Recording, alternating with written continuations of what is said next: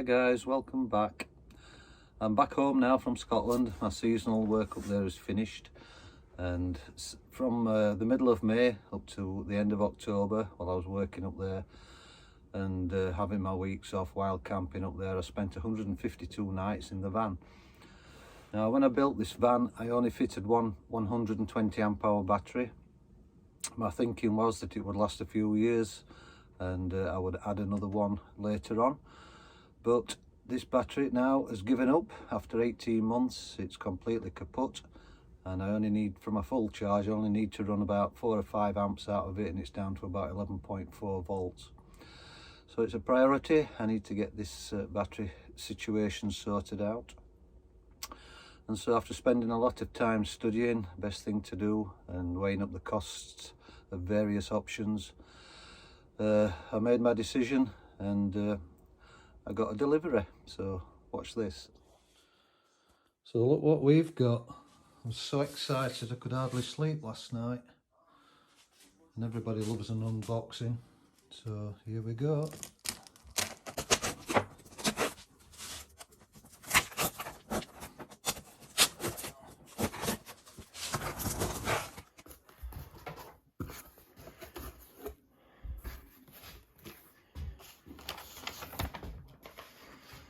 Look at that.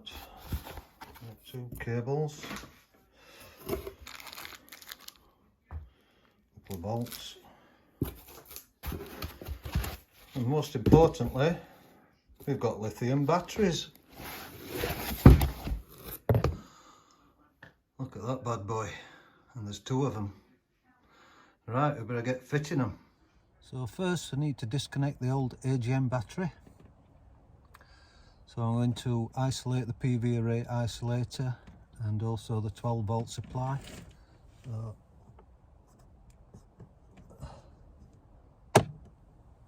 that's that one. And that, so now I can disconnect it.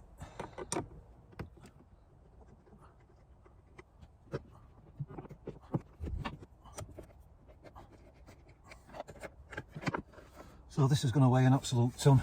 Here goes.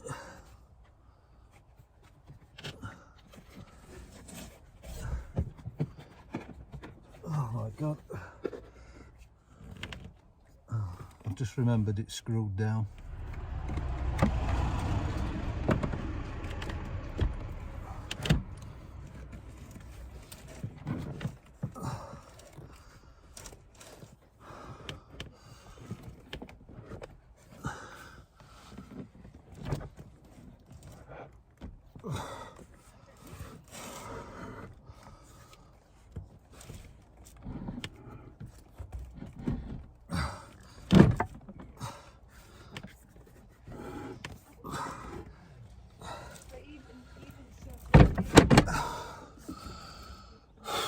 That's not easy. So here's the new one, and let's see how much lighter this one is.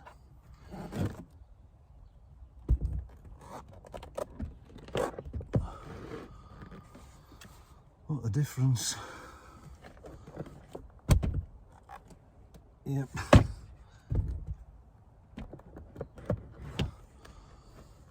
Massive difference.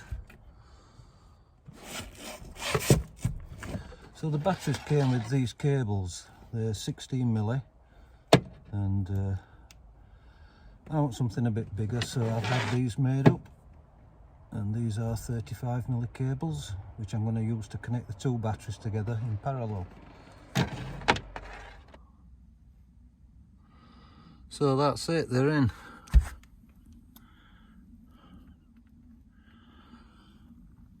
That was a hell of a struggle, because although it's nice at this end of the bolts with them, they are very short, and when you're putting 2 cables together like there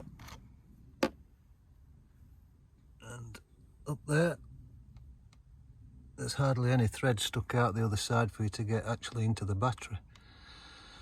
So anyway, they're in now. So what I've done, I've wired these 2 100 amp hour batteries in parallel, so that means that the positive goes to the positive on this one, and the negative goes to the negative on this one.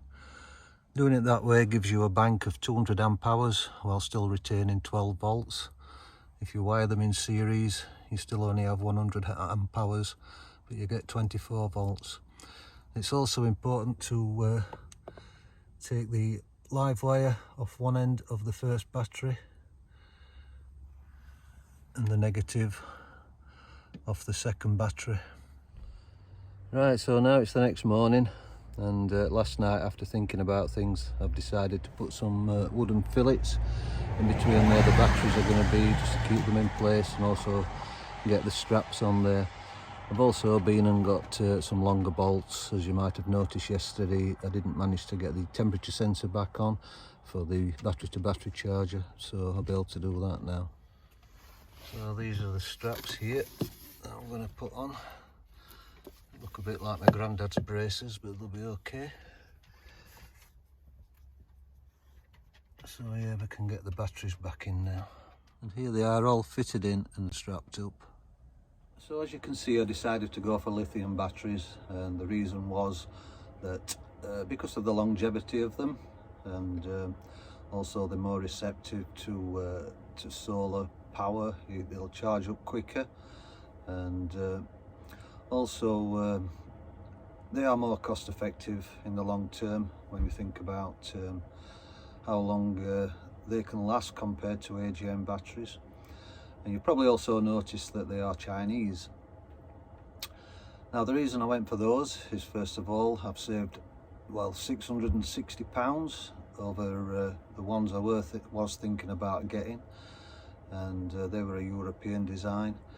But I'm a big fan of a young lad called Will Prowse on YouTube. He's absolutely amazing. I've watched so much of his content, and he's an absolute genius. And I've watched so many, I feel confident I could build my own lithium battery now, but I needed something quick, and the parts for these lithium builds take a while to come through.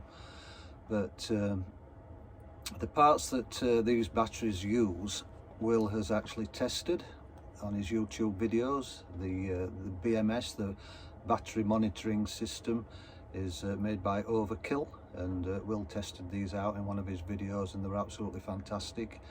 And also the prismatic cells that these batteries use are made by a company called EVE, and these are grade A cells.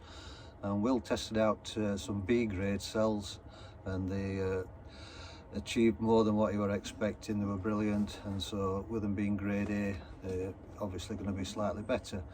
So I'm quite happy that the contents of these batteries, the parts that they're made from, are high quality, and I do feel confident that they're going to last and be you know, be worthwhile fitting. So the other thing with these batteries is they contain Bluetooth. They have a Bluetooth built in there to the BMS, and so I can access that through my phone.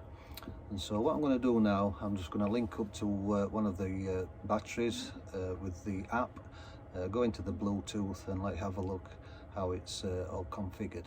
So now we'll launch the app,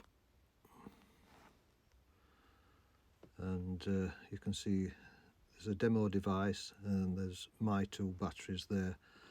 They both have their own link within the app.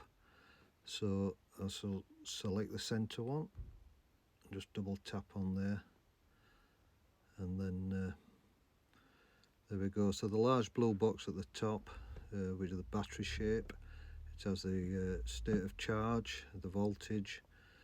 It says 99.99 of 100 amps.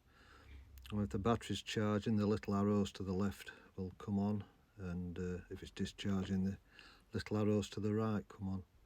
So it also contains two temperature sensors, which are listed underneath there, and also in the next blue box is each cell. There's 4 prismatic cells in there, and that gives you the voltage of them. And if they're balancing on the right hand side of the box, it will be lit up in black, showing that that cell is balancing. So the session values, some BMS info. You can turn the battery off and turn the battery back on, and on the bottom right is the configure. So if we tap on that, Then at the bottom of the screen we have the app settings, BMS settings, current calibration, voltage calibration and notifications. So if we go into BMS settings and then tap on the top left the BMS read, this will download all the current settings that's in there. So you've got the battery capacity, the total cycle capacity, so if you only want to use 80% of it. Lots of different things. And then one of the most important things is the protections. So if you can see near the bottom there, it says charge under temperature. So as you probably know, lithium batteries you cannot charge if they are at 0 degrees Celsius, as they will be just totally destroyed. So with this you can set it to 1 degree C so that the battery will not charge if it reaches 1 degree C. You can actually change that if you want. So just tap on the box and put in 3 if you like, and then to write it on the top right you press BMS write, confirm, and so now the battery will shut down if the temperature gets down to 3 degrees C. So with lithium batteries you can discharge them at a lower rate. So there it's a discharge under temperature is -20. So if the van does get really cold and I want to charge the batteries, I could put the diesel heater on even if the van is 0 degrees C and get the van up to temperature before charging the battery.